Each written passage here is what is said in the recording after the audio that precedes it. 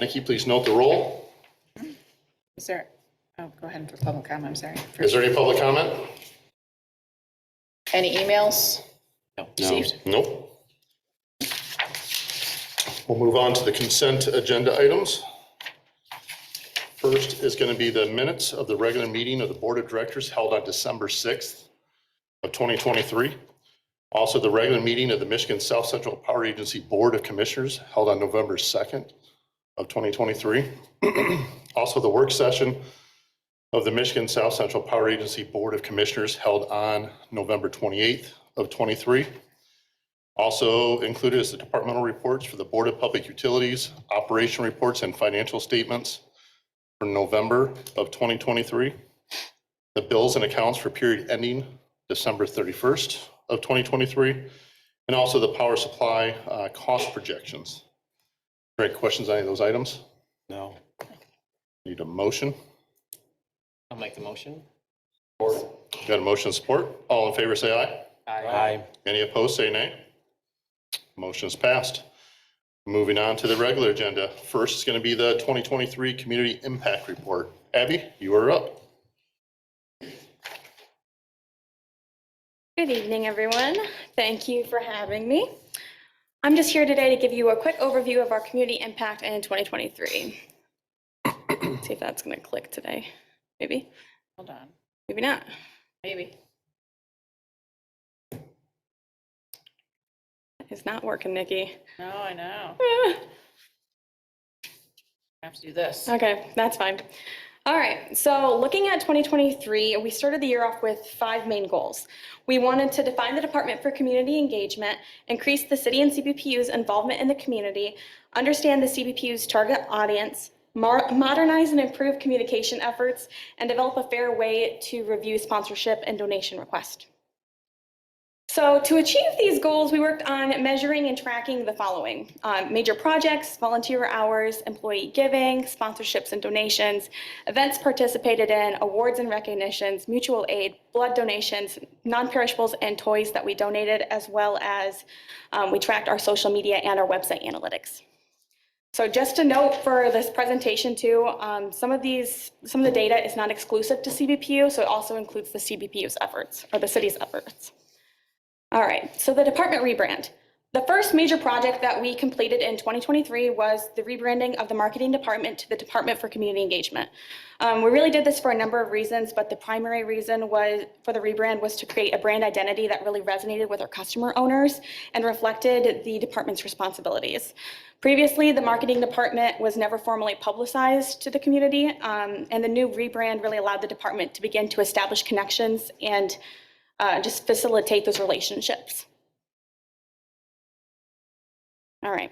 The second major project we did was our website redesign. Shortly after the department was rebranded, we redesigned the website just for the goal of improving website functionality and improving the overall design of the website. As many of you may recall, the most visited web pages were hidden on the old website. So with the new design, now those most visited pages are actually really front and center on the main homepage, so you can access all of them. So that's been a really nice feature for us. Customer satisfaction survey. Arguably the most significant project of 2023, we launched the customer satisfaction survey to gauge residential customer satisfaction and create a baseline for comparison for the future. Really, we just wanted to understand our consumer. Of 5,481 residential customers, 325 responded to the survey, which is roughly 5.9% of our sample. A major finding from our survey was that people weren't aware of our energy efficiency programs and our water projects.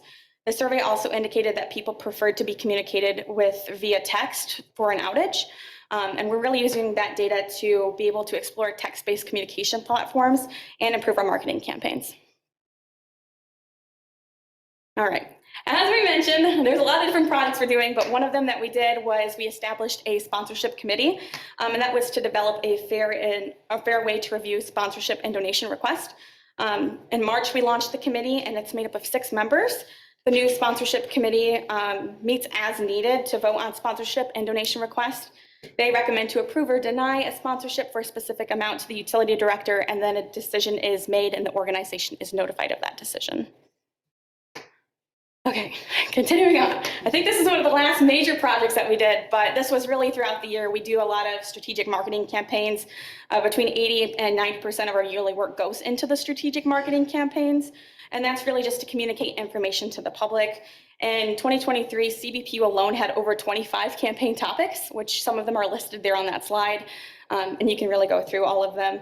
A couple of the main ones that I put on this slide was we did energy efficiency. We focused on electrical safety. So the Love is Never Letting Go was about the Mylar balloons. That was last February. And then the Little Gingerbread House was also for energy efficiency. That was another really big campaign. We did a Home for the Holidays campaign this last December. All right. So the numbers have it. These are all of the information from the other categories. So we had 186 volunteer hours logged this year, with 169 of them being paid volunteer hours during normal working hours. We've participated in over 35 events, sponsored over 15 organizations, totaling $19,314.74, received 9 awards and recognitions, collected 219 non-perishables and toys, donated 79 units of blood, answered 5 mutual aid calls, and employees of the City of Coldwater, CBPU, and United Steelworkers Union gave $5,924.41 to notable causes such as Susan G. Komen Organization, the Branch Area Food Pantry, and Toys for Tots. Okay, and then this is our social media statistics primarily. So with this, you can see that our CBPU Facebook page had a growth rate of 31.91%. Our CBPU Gig Fiber Facebook page had a growth rate of 38.8%. Instagram had a growth rate of 11.64%. LinkedIn growth rate of 34.30%. And the shared Twitter had a growth rate of 1.85%. We can tell that outside of the Twitter, our social media growth rate is relatively standard because it's supposed to be between like 1% and 2% each month. So the one that's on average standard is Instagram, and the rest of them, other than Twitter, was very significant growth. And just so you know too, with the growth rate is calculated by subtracting the initial value, so the 2022 numbers from the final value, which is the 2023 numbers, and then dividing it by the initial value. All right, so then just a couple photos. These are some of the major events that we did throughout the year. You can see we sponsored several major festivals such as Strawberry Fest and Winter Fest, and we were at the Branch County Fair. We participated in March's Reading Month, the Breast Cancer Awareness Fundraising Challenge, had some Hazard Hamlet presentations in the schools, and had some students visit us from Trine. We really did a lot in 2023 and had a big impact on our community. All right, so at this point in time, do we have any questions? Okay. Great job. Awesome. Thank you so much. And I will note too, we are going to have a community impact report that will be released later this year. We just are not completely done with it yet. So Well, I guess I have one question. So not many people responded to the survey. Do you have some ideas to try to increase that number next year? So I think part of the problem with the survey this year was the fact that based on that data, a lot of our demographic is the older population, like 55 and up. And we did most of our marketing online. We did have people calling those citizens and those customers and everything, and we did put a note on our bill. I think in the future, we just need to be able to just reach them in a different format. So maybe going straight to them, putting the little door hangers on their doors might be another way to get them. Any other questions? Thanks, Abby. All right, thank you. Next is going to be the Calhoun Intermediate School District Agreement for Sale of Access Capacity. I'm assuming that's going to be you, Brian? Sure. Well, I don't see your cohort here, so I think it's you.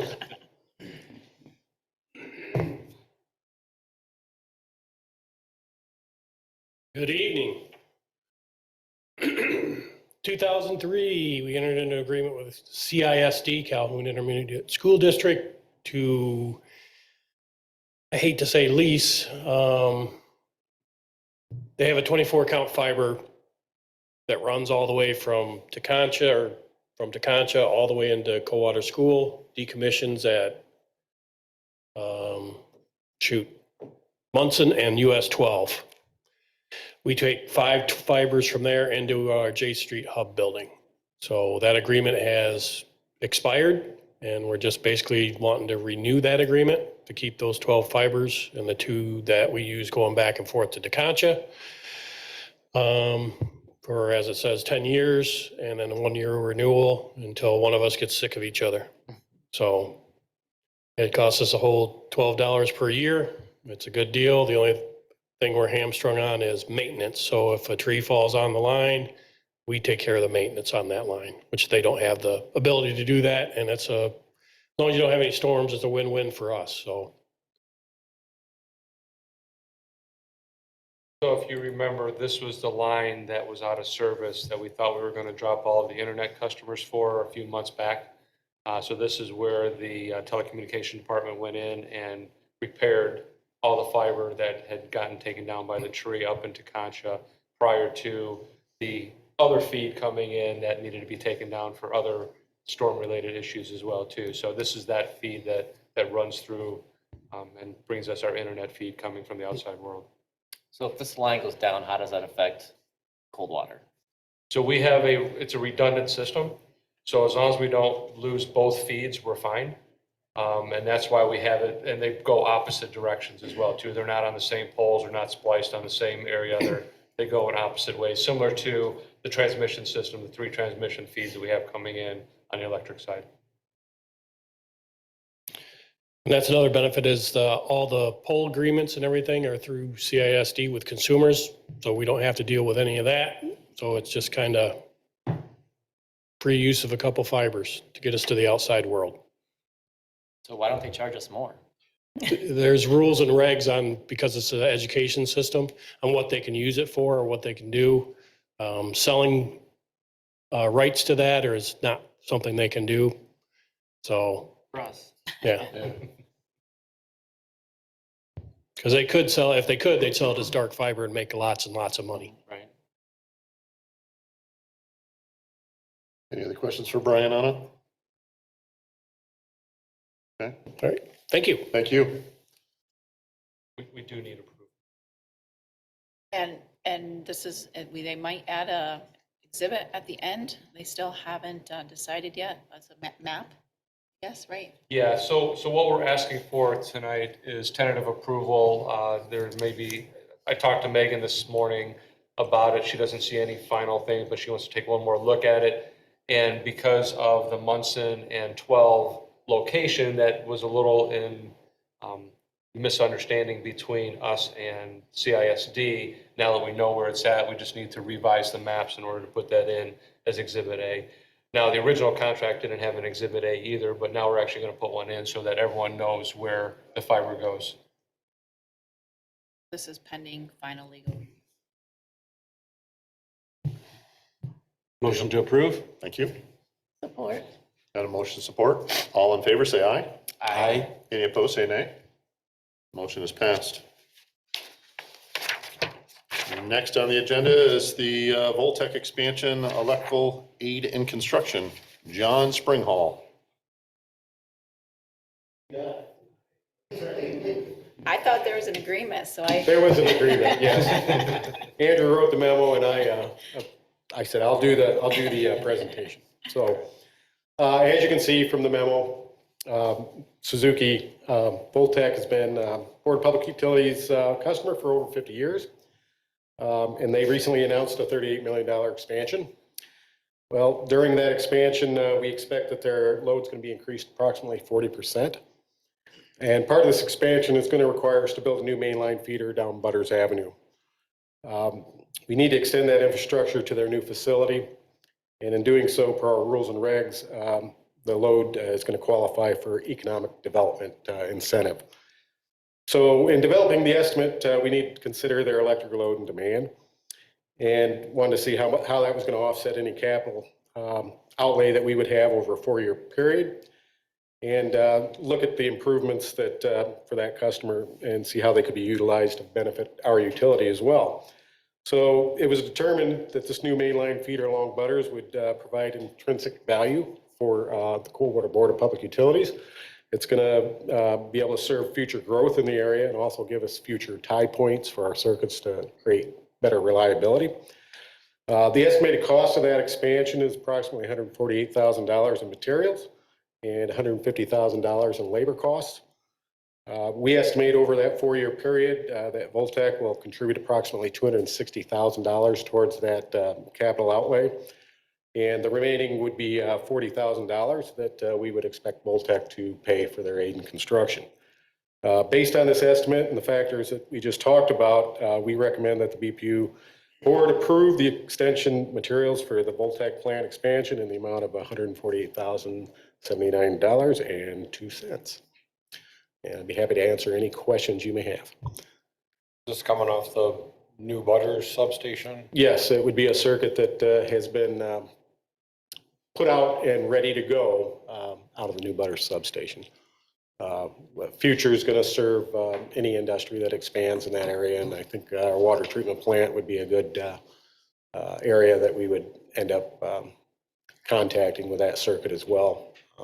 And then, there's been talk about doing some expansion in that area for other factories or facilities. Just nothing's materialized yet, but we know it'll get used.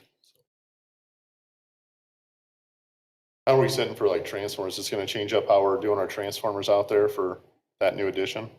It's not expected to impact it by a large amount. I think those transformers are very underloaded, if I'm correct, Andrew, that very little load on that sub, but we did expect that we needed to take some load when we built that sub off of our Garfield. We took some of that load, but we are very well balanced on that and plenty of room for expansion.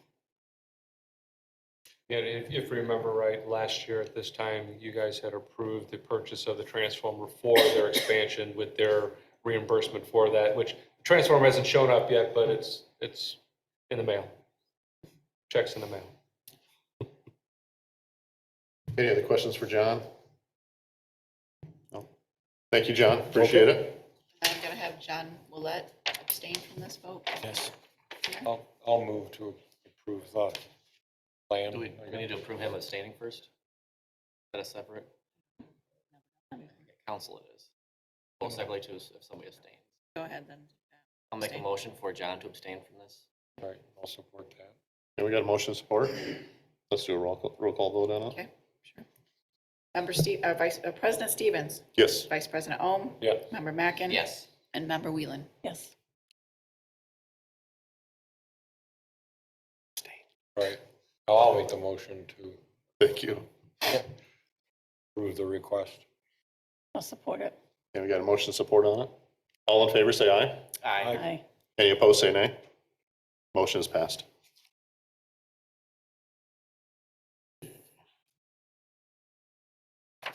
Next on the agenda is distracted driving policy. Harold, you are up. You can join us again now. Thank you. Thank you, President Stevens and members of the board. On June 30th, the state of Michigan passed a law into effect that made it illegal to manually use a cell phone or electronic device while operating a motor vehicle. Texting while driving is 6 times more likely to cause a car accident than drunk driving. Under this law, you cannot use your hands to operate a cell phone or any device beyond a single touch. So even if a cell phone or other device is mounted on the dashboard of your car or vehicle, it's just a one touch. That's it to basically answer or make a phone call. There are some exceptions to the law granted specifically for utility workers. There is different things that are incorporated in that. It has to be under an emergency. Same with law enforcement, fire departments, ambulances, this kind of thing. It doesn't just give them the right to use a cell phone because they're a utility worker or a law enforcement or fire department. It has to be in commission with an emergency. So we have implemented a distracted driving policy. Because of it having certain things for utility workers, we decided this was a good opportunity to go above and beyond for safety and be an example in our community. So in this distracted driving policy, it doesn't take that into account that there's utility workers. We just said, we're not going to do it kind of thing. We are putting hands-free devices in all of the vehicles that aren't Bluetooth enabled. So if they're Bluetooth enabled, which is the way that a lot of the vehicles are going towards, especially the smaller pickups, these type of things. So the last few pickup trucks that we bought for different departments have had Bluetooth capabilities enabled in them. There's still a lot of them in our fleet that doesn't have them. Public safeties and first responders are exempt from this policy. They're still held to that standard by the law that they can't do this unless it is part of their job. They can't just get on there and text their family or friends or whatever. So the staff recommends the approval of this policy and that it's forwarded to City Council for approval. If there's any questions at this time, I can answer them for you. I think it's a great policy myself. It is a great policy, yes, it really is. And it's like I said, it's a great opportunity for us to kind of raise that bar. Even though we're exempt from these type of things, like I said earlier, 6 times more likely to cause an accident than drinking and driving. And drinking and driving's pretty up there on accidents. So this is a way for us to be an example to our residents and other community members that we're just taking a stand and we're not going to be on our cell phones at all. I have one of the mounts that I purchased, and we tried it in different utility vehicles to make sure it works. And I was going to bring it in. I couldn't get the mount out of my truck. It stayed so well. It's a very good mount. It basically isn't Bluetooth enabled or anything like that. It's just a thing to set your phone in. I personally have been using it. It's great because you can just say, hey Siri, call Paul, and it'll call him. It automatically puts it on the Calling Paul Devisser mobile. Yeah. It automatically puts it on speakerphone and everything. So this is something that if you guys could pass it on to City Council, we can get approval, then I'll move forward with purchasing them for our vehicles. The policy has it labeled right where they'll be in the vehicles. If these, obviously the vehicles with Bluetooth capabilities won't have these in them. So because of the holiday, Megan didn't get a chance to look at it before the packet was sent out, so I put a marked up copy on your, right there with Megan. Is there a section with consequences for someone that does operate and is distracted and causes an accident or some It other would be with our tragedy? standard policies and procedures for discipline. We're not going to create a separate policy just for this one. It's fall going to under be that. the standard progression of discipline as we move forward as well too. And if I can add as well too, one of the things that Megan had added into this policy is for those that have vehicle allowances or use your personal vehicles to travel between facilities or travel to conferences and stuff like that. This policy is in place for them as well too. So if they're doing anything in their personal vehicles for company business, they have to adhere to this policy as well. Thanks, Harold. Appreciate your time. I need a Motion to approve. thank you. Got a motion support. All in favor, say aye. Aye. Any opposed, say nay. Motion is passed. Is there any public comment? Seeing none, move on to new business. Turn it over to you, Mr. Director. Thank you, Mr. President, members of the board. So we'll start off with our power cost adjustment for this month. It is 0.00631 for the regular meters, and for secondary meters, 0.00650. It's a little higher than it was last month, but that's based on gas pricing and power purchases. Right now, at the Henry Hub gas pricing for the future, you're looking at anywhere from $2.50 to $3.25 over the next 12 months. But that changes on a dime, so just take that with a grain of salt, that gas prices are not skyrocketing or not projected to skyrocket as they had done in the past. Let's add a little bit of what Abby had mentioned as well too for our Toys for Tots donation. The employees of the City of Coldwater, CBPU, the Steelworkers Union, as well as customers and residents had donated almost $1,200 and 3 carts full of toys for the Toys for Tots.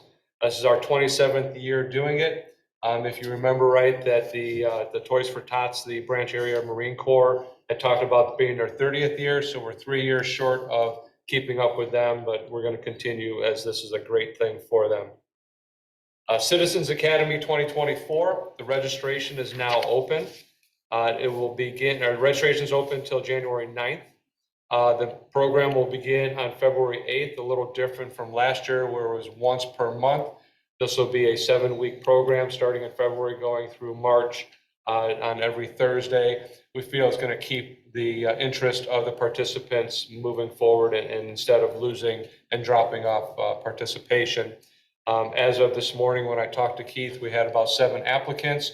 So we're hoping to get anywhere between 12 and 15. And then if we have to cap it from there, we'll start capping it from there as well. So if you need any more information on that, please visit our website, or there's a email address for that, or just give us a call and we can get you in contact with the right person. There's no snow out there yet, but we're hoping for snow as Winterfest 2024 is coming, Saturday, January 27th. Activities from 10 a.m. till 3 p.m. at Heritage Park. Live wood carving demonstrations, inflatables, kids activities, a horse-drawn carriage, wagon ride, sled dog demonstrations, as well as the all-encompassing sled race down the hill, the cardboard sled races. So if anyone wants to create, any companies want to create, or any individuals want to create sleds, by all means, just go ahead and sign up for that. Look at the City of Coldwater's Recreation Department webpage for that. I believe that they are having a how to build a cardboard sled race that will go down the hill in one piece. But not sure when that date is, but get on their website and you will find out for that. We have a couple of thank yous. The food pantry thanks us for the $1,700 in donations, as well as the non-perishable foods. And then Tibbetts Theater thanked us again for our continued support for their theater. And if you don't know by now that the city calendars went out, so you should be getting them in the mail. If not, they will be there shortly, as we know how the mail system works. There will be a few extras that were printed here at City Hall if anyone is interested in extra copies. And there is a beautiful picture of this nice house out on Chicago. Please drive by and honk and wave to them. They'd be more than happy to wave back. That'd be great. Thanks. And that is all I have for my report. Any questions about anything in the report? Okay, the date of the next meeting? Wednesday, February 7th. We good? As far as we know? Okay, we are adjourned.